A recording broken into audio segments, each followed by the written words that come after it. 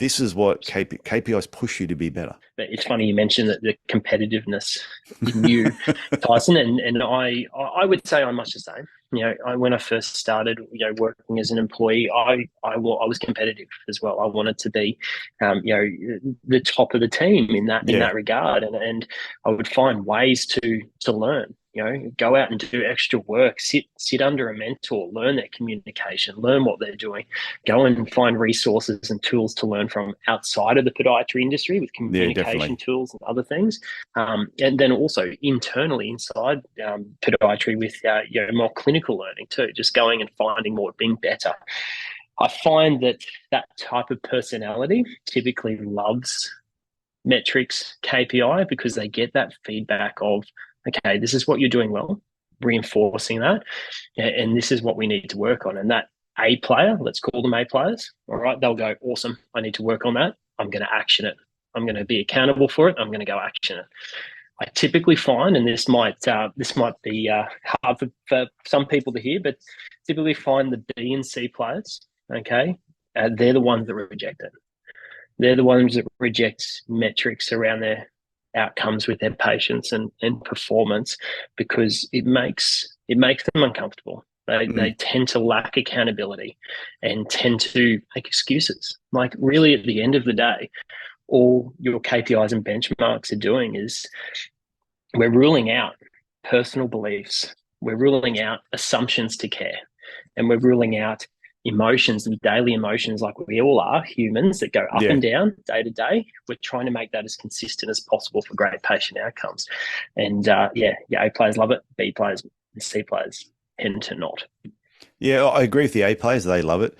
I think the B players will enjoy it when they understand the why behind you doing it, and knowing Good that point. you can be a B player and become an A player. And they go, "Oh, can I?" You're like going from B Yeah, grade to A grade. What do I need to do to become an A grade player?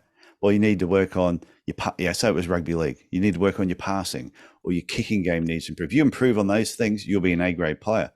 Great, that's what I needed to hear. But unless they're told, they don't know, they'll stay as a B grade player. yeah.